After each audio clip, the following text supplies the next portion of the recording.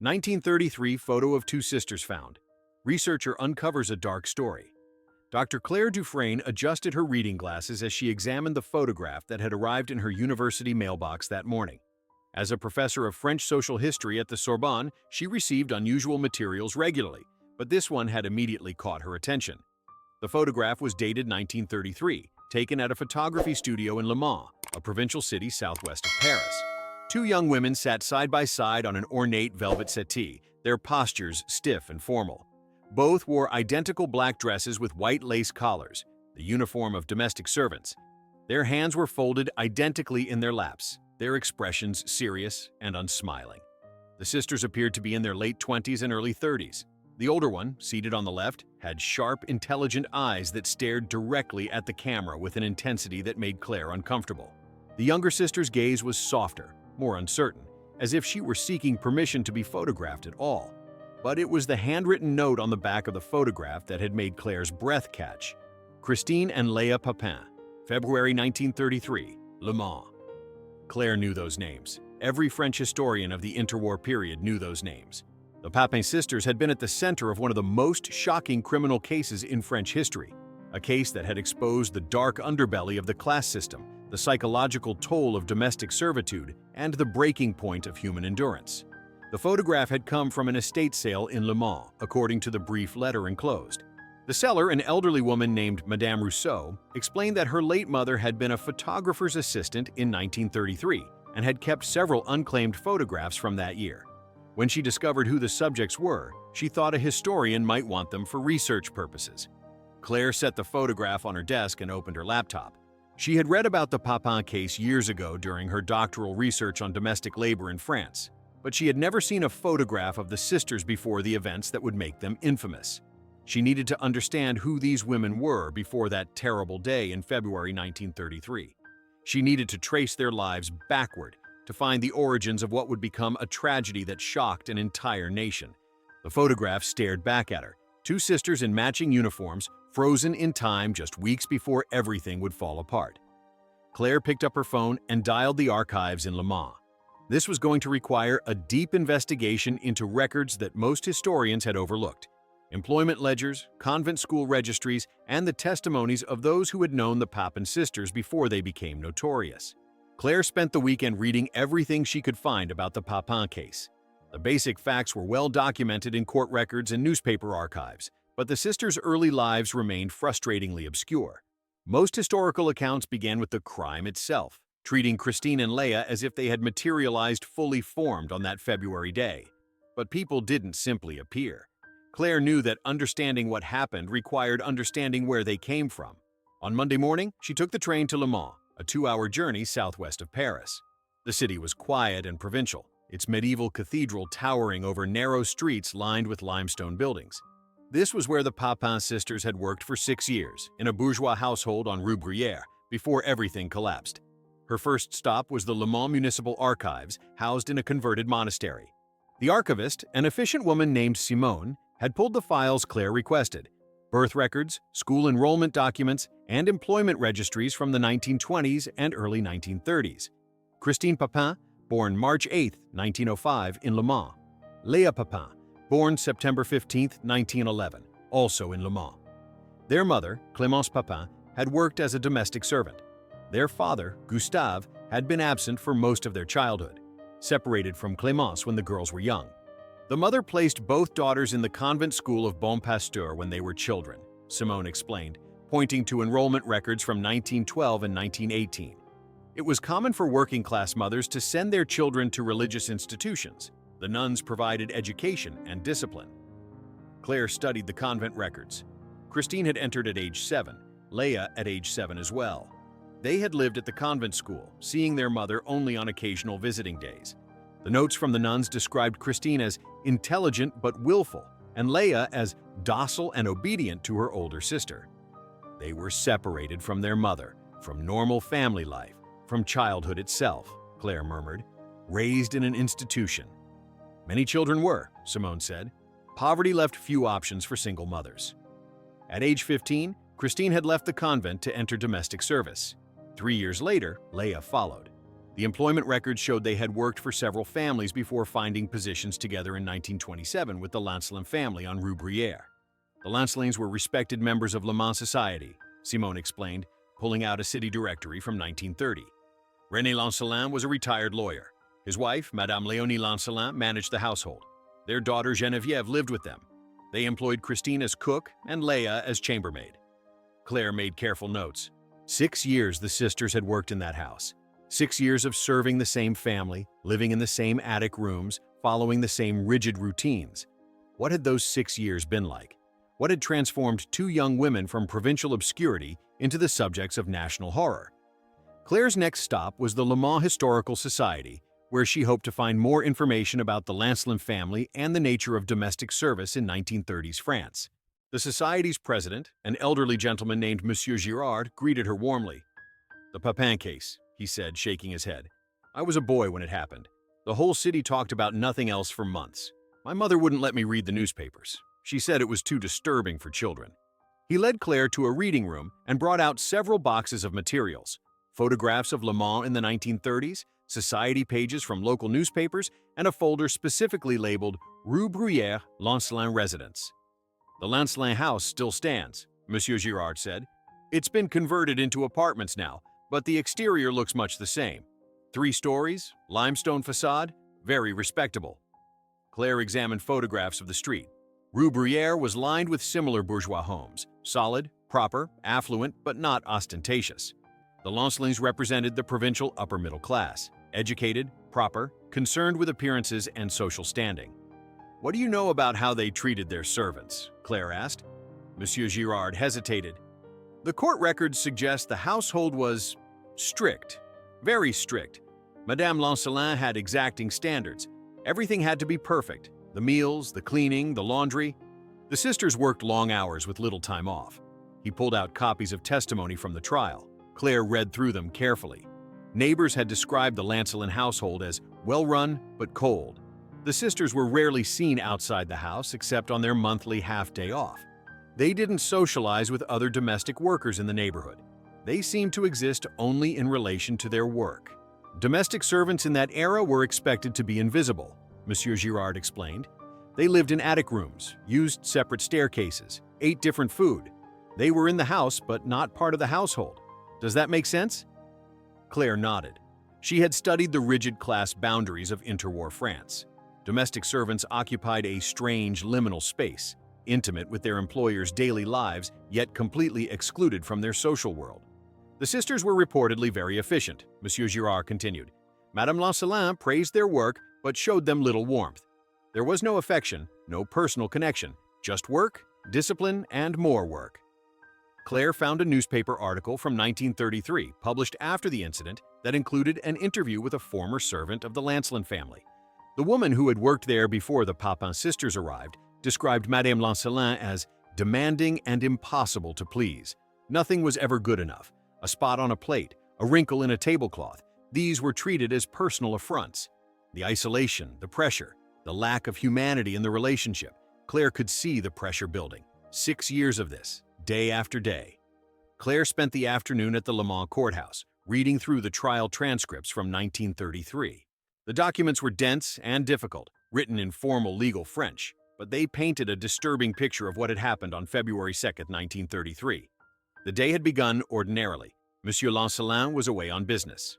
Madame Lancelin and her daughter Geneviève were out for the afternoon, visiting friends. Christine and Leah were alone in the house, attending to their duties. Then an electrical short circuit occurred, a blown fuse that cut power to part of the house. It was a minor malfunction, the kind of thing that happened occasionally in older homes. But when Madame Lancelin and Geneviève returned that evening and discovered the problem, they confronted the sisters with fury. According to the trial testimony, Madame Lancelin accused the sisters of negligence, of ruining the iron and causing the electrical problem through carelessness. The confrontation escalated rapidly in the narrow hallway of the second floor. What happened next was described in the court records with clinical precision, but Claire found herself having to stop reading several times. The violence that erupted was shocking in its intensity and brutality. Christine and Leah had attacked their employers with a ferocity that suggested years of suppressed rage finally exploding. The police found the sisters hours later, sitting calmly in their attic room, the door unlocked. They had washed their hands and changed their clothes. They were waiting to be arrested, making no attempt to flee or deny what they had done. "We did it," Christine had told the police simply. "They deserved it." Claire closed the file and sat in silence. This was the part of the story everyone knew: the shocking violence, the brutality, the sensational headlines. But that wasn't what interested her. She wanted to understand the before, not just the after. She pulled out her notebook and began writing. The trial had focused on the question of sanity. Were the sisters mentally ill? Were they responsible for their actions? Psychiatrists had examined them, debated their state of mind, argued about paranoia, and shared psychosis. But Claire saw something else in the testimony. She saw two women who had been systematically dehumanized for years, who had been worked to exhaustion, treated with contempt, isolated from the world, who had bonded so intensely with each other, the only source of affection and connection in their lives, that they existed almost as a single unit. The prosecution had painted them as monsters. The defense had argued they were insane. But Claire suspected the truth was more complicated and more disturbing. They were ordinary women driven to an extraordinary breaking point by circumstances that ground them down day after day until something finally snapped. The next morning, Claire drove to the convent of Bon Pasteur on the outskirts of Le Mans. The building was no longer a school. It had been converted into a retreat center in the 1960s, but the archives were maintained by the Sisters of Charity who still operated the property. Sister Marie-Thérèse, an elderly nun with kind eyes, met Claire at the entrance. "You're researching the Papin sisters," she said. It wasn't a question. "We don't get many inquiries about them. Most people only know them from the crime." "I want to understand who they were before that," Claire explained. "What shaped them, what their childhood was like." Sister Marie-Thérèse led her through quiet corridors to a small archive room. "The records from that era are incomplete," she warned, "but we have some materials. Enrollment documents, academic records, behavioral notes from the sisters who taught them." The files were thin but revealing. Christine had entered the convent school in 1912, at age 7. Her mother Clémence had been unable to care for her, working long hours as a domestic servant herself, living in a tiny rented room. The convent provided free education and housing for children of poor families, in exchange for strict religious instruction and labor. "The girls worked," Sister Marie-Thérèse explained gently. "It wasn't just education. They helped in the kitchens, the laundry, the gardens. It was considered character building." Claire read through the behavioral notes. Christine was described repeatedly as difficult to manage and excessively attached to her sister. When Leah arrived at the convent in 1918, the nuns noted that Christine became calmer but also more withdrawn. The two girls became inseparable. "They were allowed to see their mother once a month," Sister Marie-Thérèse said. "But Clémence rarely came. She was working, or perhaps—" She paused delicately. "Perhaps she found it too painful. Some mothers did." Claire found a note from 1920, written by the Mother Superior. Christine Papin shows intelligence, but lacks proper deference. She questions authority and demonstrates pride. Her attachment to her younger sister borders on obsessive. They must be separated more often to develop independence. But they weren't separated. The notes showed that whenever the nuns tried to place them in different dormitories or work assignments, Christine became aggressive, and Leah would cry inconsolably. Eventually, the sisters gave up and allowed them to remain together. "They raised each other," Claire said quietly. "In the absence of parental love, they became everything to each other." Sister Marie-Thérèse nodded sadly. "Yes, and when they left here to enter domestic service, they carried that bond with them. It was the only constant in their lives." Claire photographed the relevant documents and thanked the nun for her time. As she drove back to Le Mans, she thought about two little girls growing up in an institution, seeing their mother rarely, having only each other for comfort and connection. No wonder they had remained inseparable as adults. No wonder the isolation of domestic service hadn't broken them. They already knew how to survive in isolation as long as they were together. Back at the municipal archives, Claire requested employment records for domestic servants in Le Mans during the 1920s. Simone brought out several ledgers, thick books where households registered their servants with the municipal government, a requirement for taxation and legal purposes. Domestic service was highly regulated, Simone explained. Servants needed character references, health certificates, proof of previous employment. It was a formal system. Claire found Christine's first employment entry, 1920, age 15, position as kitchen assistant with the Duval family in Le Mans. The notation indicated she had stayed only 8 months before moving to another household. Over the next 7 years, Christine worked for 5 different families. Each entry showed increasingly short tenures: 8 months, 6 months, 4 months, 3 months. The pattern was clear. She couldn't keep positions. Look at the reasons for termination, Simone pointed out. The notes were brief but telling. Insubordinate behavior. Refused to follow instructions. Inappropriate attachment to family affairs. One notation from 1924 simply read, "Dismissed for insolence." Leia's employment record began in 1926 at age 15. Her first position was with a family in Tours, nearly 2 hours away. But she lasted only 2 months before returning to Le Mans. The notation said, "Unable to perform duties adequately. Homesickness." She couldn't function without her sister, Claire murmured. In 1927, both sisters appeared in the same ledger entry, employed together by Renée and Léonie Lancelin as cook and chambermaid. The notation included a reference from their previous employer, a Madame Bernard, who wrote, "Christine is an excellent cook when properly supervised. Leia is hardworking but requires patience. They work best when employed together. I recommend them as a pair?" The Lancelins had taken them as a pair. For the first time in their working lives, Christine and Leia were together again, just as they had been at the convent. And they had stayed with the Lancelin household for 6 years, longer than any other position either had held. "Why did they stay so long with the Lancelins?" Claire asked. Simone pulled out another document, a contract of employment dated March 1927. Look at the terms. Room and board provided, uniforms supplied, wages paid monthly. And here, she pointed to a clause, they were allowed to share an attic room. Most households would have put servants in separate quarters, but the Lancelins agreed to let them stay together. "So the Lancelins gave them what they needed most," Claire said. "Each other." "Yes, and in return, the sisters gave them 6 years of perfect service." The Lancelins' household was known as one of the best run in Le Mans, until February 2, 1933, when that perfect service exploded into violence.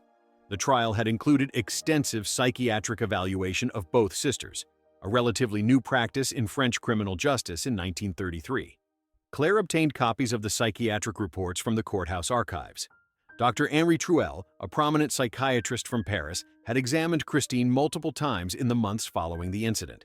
His report was detailed and disturbing. Christine Papin presents with symptoms of paranoid psychosis, characterized by delusions of persecution and an abnormal emotional attachment to her sister. She demonstrates no remorse for her actions and maintains that she and Leia acted in self-defense against years of psychological torment. The report described Christine's demeanor during interviews: calm, articulate, coldly rational. She had explained to Dr. Truel that the Lancelins had treated them like animals, not human beings. That Madame Lancelin inspected their work with white gloves, searching for microscopic flaws. That they were forbidden to speak unless spoken to, forbidden to use the front stairs, forbidden to have visitors or friends.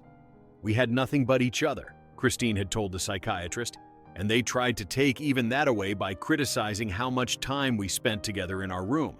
They wanted us to be machines, not sisters." Dr. Truel's diagnosis was controversial.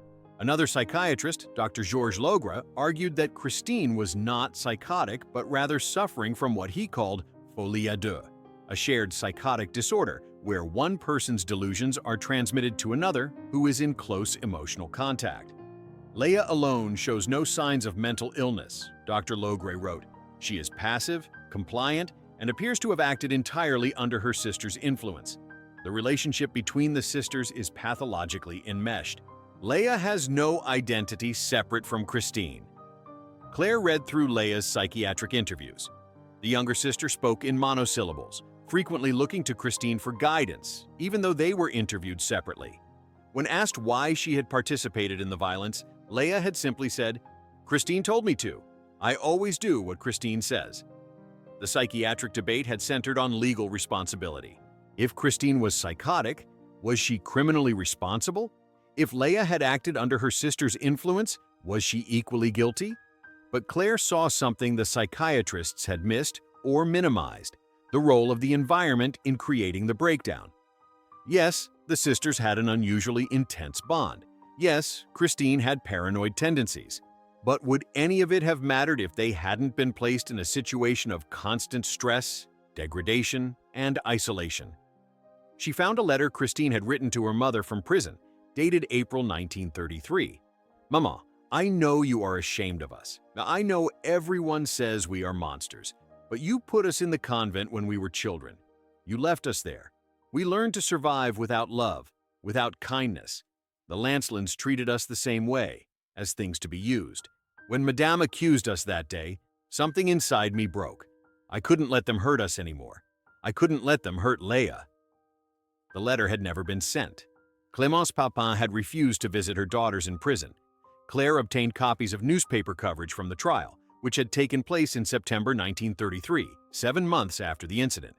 The courtroom had been packed with spectators. The case had become a national sensation, discussed in cafes and salons across France. The newspapers reflected the class tensions of the era.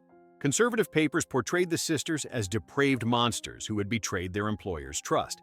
Left-wing papers saw them as victims of an exploitative system that reduced human beings to servants and treated them accordingly. "The demon servants of Le Mans," screamed one headline.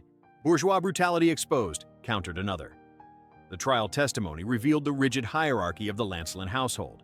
Neighbors testified that they had rarely seen the Papin sisters outside. The household's grocer stated that Christine always came to purchase food, never speaking beyond what was necessary for the transaction, always returning immediately to the house. A former servant of the Lancelins, who had worked there before the Papin sisters arrived, testified about the demanding nature of the household. Madame Lancelin would inspect everything with white gloves. Literally, white gloves. If she found dust anywhere, even in corners or behind furniture, there would be consequences: reduced wages, verbal reprimands, threats of dismissal. The defense attorney, a man named Maître Martel, attempted to paint a picture of psychological abuse. He called witnesses who testified that Madame Lancelin was known as one of the most difficult employers in Le Mans. He presented the employment records showing Christine's previous difficulties with other households. "These young women were not monsters," Maître Martel argued in his closing statement. "They were human beings driven beyond endurance by a system that treats domestic servants as less than human. For 6 years, they worked in isolation, in degradation, with only each other for comfort. When confronted with what they perceived as unjust accusation, they snapped.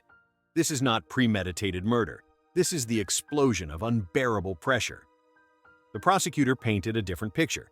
These women lived in comfort, were well-fed and clothed, received regular wages. They had a good situation. Instead of gratitude, they showed only violence and depravity. They must be punished to the full extent of the law. The jury deliberated for 2 hours. Christine was sentenced to death by guillotine. Leia received 10 years of hard labor.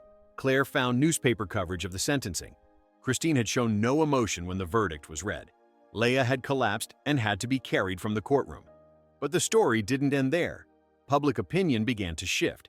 Intellectuals, artists, and social reformers rallied around the case. Jean-Paul Sartre wrote about it. Simone de Beauvoir analyzed it through the lens of women's oppression. The case became a symbol of class warfare and the dehumanization of workers. In response to public pressure, Christine's sentence was commuted to life imprisonment. She was sent to a psychiatric prison in Rennes. Claire's research took her to Rennes in Brittany, where Christine had been imprisoned.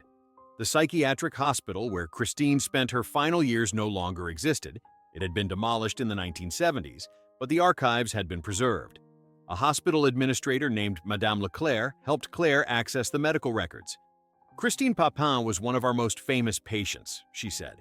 "The staff who worked with her in the 1930s said she was quietly disturbed. She spent most of her time alone, refusing to speak to anyone. She refused food frequently. She developed severe psychiatric symptoms, catatonia, self-harm." The medical records painted a picture of rapid deterioration. Separated from Leia for the first time since childhood, Christine withdrew completely. She stopped speaking within months of her arrival. She had to be force-fed. She scratched at her own face until the staff had to restrain her hands. "Look at this note from 1935, Madame Leclerc pointed out. The doctor writes, patient repeatedly calls for her sister, has attempted to harm herself multiple times, shows no interest in life without her sibling." Christine died in 1937, at age 32, of cachexia. Essentially, she had wasted away, refusing to eat or care for herself.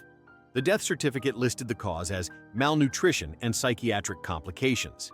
Leia's fate was different. She served her full 10-year sentence and was released in 1943 in the middle of German occupation. Claire found records showing that Leia had lived quietly in Nantes under an assumed name, working in a hotel laundry. She never married, never spoke publicly about what had happened. Did she ever try to contact Christine in the hospital? Claire asked. Madame Leclerc shook her head. The records show Christine wrote dozens of letters to Leia, but they were never sent. The prison authorities thought contact between them would be therapeutically harmful. Leia wrote to the hospital several times asking to visit, but she was denied permission. They had been separated by law and by distance. The bond that had sustained them through childhood and domestic service finally severed. Christine hadn't survived it. Leia had, but Claire wondered at what cost. She found Leia's death certificate, 1982, in a retirement home in Nantes, age 71. Cause of death, pneumonia. Next of kin, none. No funeral arrangements, no memorial, no family to claim her body. She had been buried in an unmarked pauper's grave. Claire sat in the archive reading room, surrounded by documents that traced the arc of 2 lives from convent school to crime to lonely deaths.